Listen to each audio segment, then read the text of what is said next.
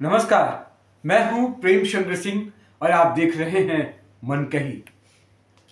दिल्ली की मुख्यमंत्री रेखा गुप्ता ने दिल्ली विधानसभा में आज आबकारी नीति 2024 कैग रिपोर्ट पेश कर दी।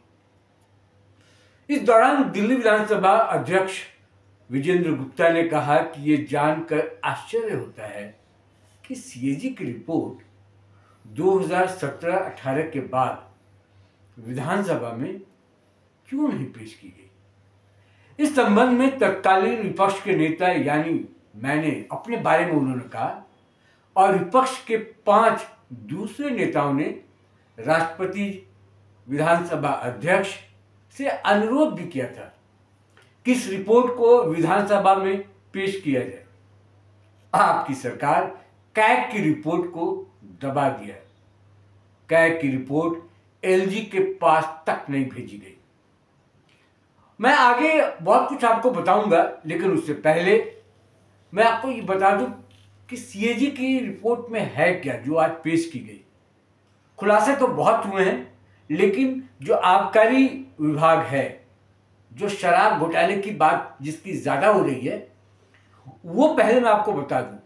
बाकी लोग अभी सीएजी की तमाम जो खुलासे हुए हैं उसको पढ़ रहे हैं, उस पर अध्ययन हो रहा है, उसकी एनालिसिस की जा रही है। लेकिन क्योंकि आबकारी घोटाला ये सबसे बड़ा घोटाला था, इस पर सबकी नजर थी, इसलिए अभी मैं जो बात भी आपसे करने वाला हूं वो सीएजी रिपोर्ट में शराब घोटाले को लेकर।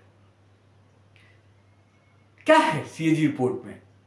नई आबकारी नीति से दिल्ली सरकार को करीब 2000 करोड़ का घाटा लगा है, रिपोर्ट बता रही है।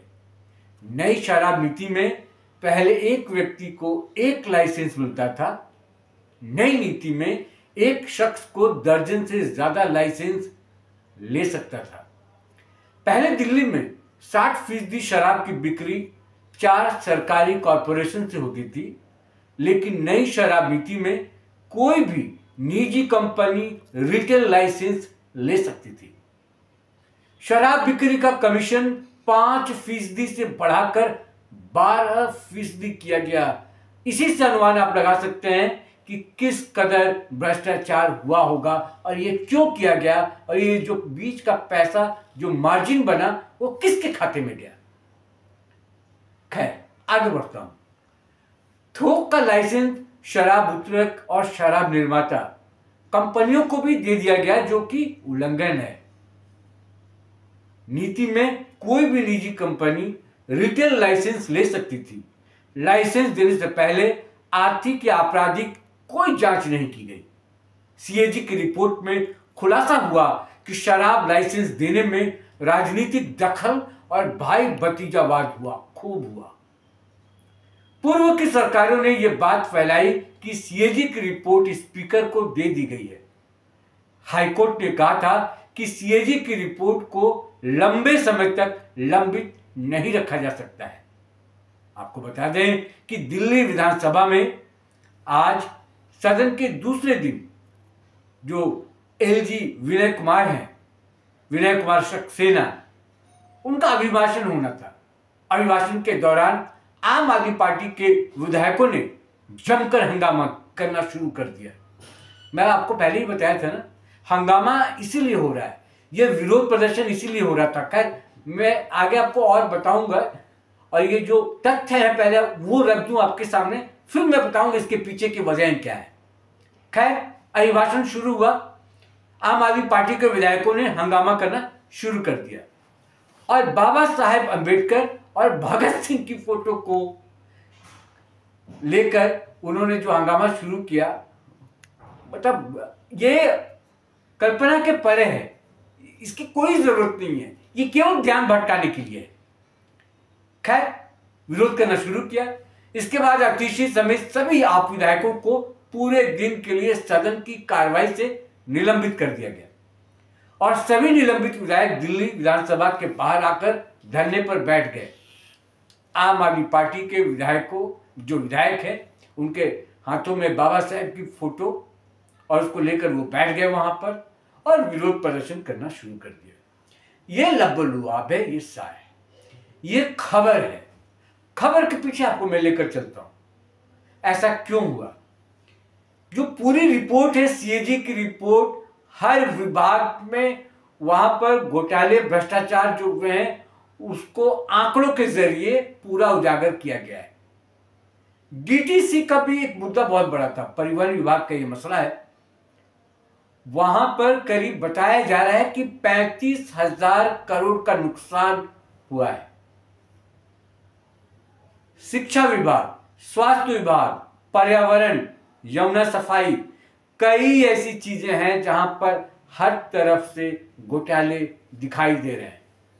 यही वजह है कि 17-18 से लेकर अभी तक सीएजी की कोई रिपोर्ट पेश नहीं की गई, जबकि हाईकोर्ट से लेकर तमाम एजेंसीज जो हैं वो सवाल खड़े करते रहे, कहते रहे, बोलते रहे, लेकिन अरविंद केजरीवाल नहीं किसी की सुनी उन्होंने, और उन्होंने रिपोर्ट पेश नहीं की। डर क्या था कि उनको पता था कि वो जो भ्रष्टाचार कर रहे हैं, जो आपराधिक मामला उन पर बनेगा, उससे वो बच नहीं पाएंगे। इसलिए पहला काम जो इस सरकार ने किया, आते ही रेखा गुप्ता ने इस रिपोर्ट को पेश किया।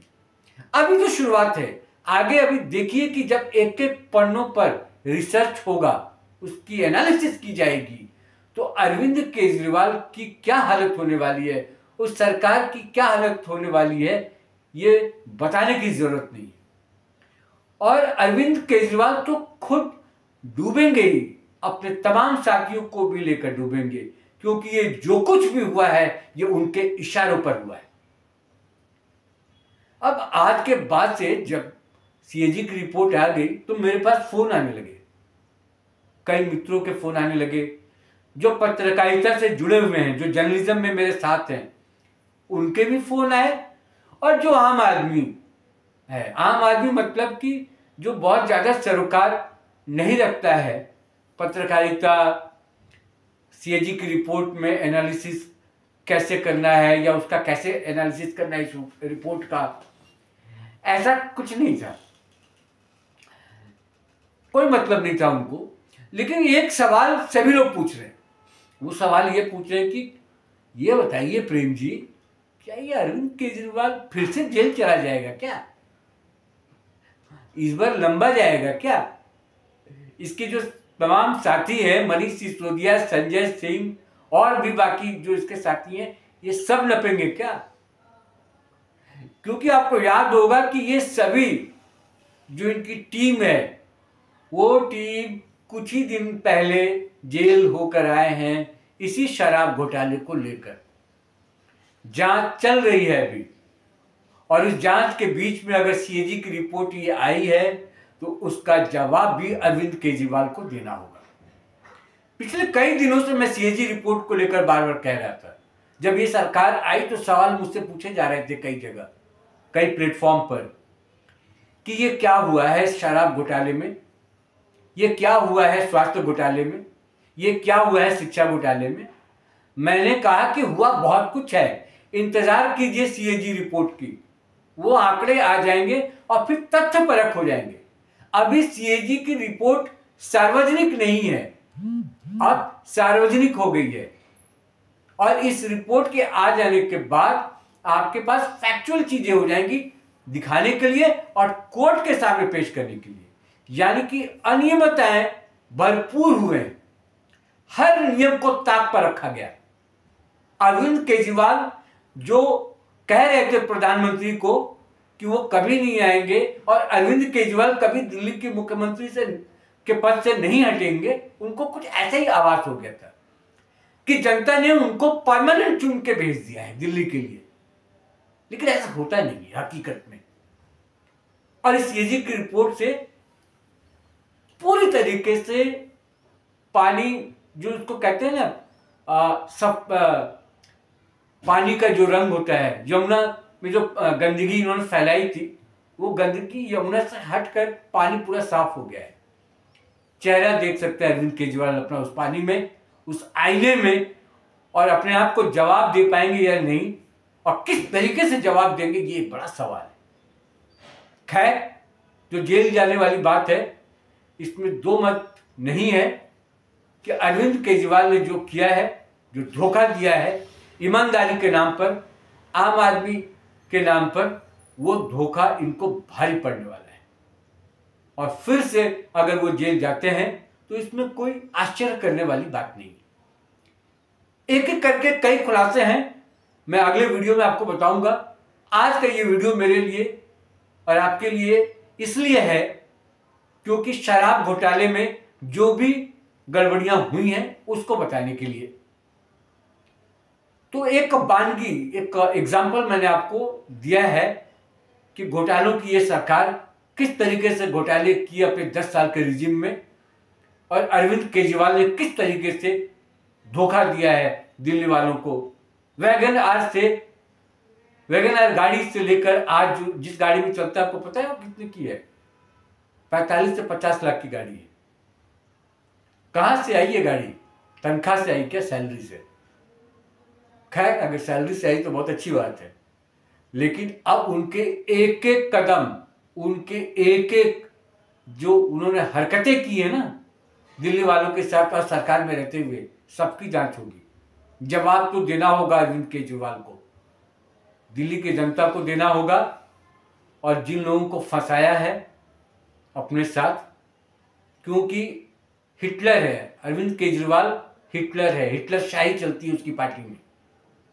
और हिटलर ने जो जो कहा अपने मंत्रियों को, सभी ने आंख बंद करके किया और आज भी कर रहे हैं। ये जो विरोध प्रदर्शन हो रहा है ना अंबेडकर जी और भगत सिंह के नाम पर, वो कोई उसको विरोध की वजह उसको नहीं बता सकता। बस असल मुद्दों से भटकाने की कोशिश है। खैर, देखते हैं अभी आगे क्या होता है, जांच किस कदर आगे बढ़ती है और सत्ताधारी यानी कि बीजेपी किस तरीके से गिरती है, क्योंकि अब तो कांग्रेस का भी साथ नहीं है अरविंद केजरीवाल के साथ। अब उनसे भी उनका 36 का आंकड़ा है।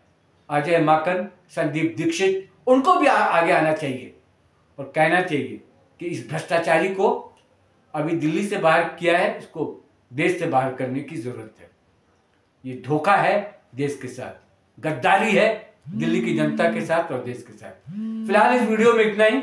मैं आपसे इजाजत चाहता हूं, लेकिन आप इस वीडियो को देखिए, समझिए, सही गलत का फैसला कीजिए।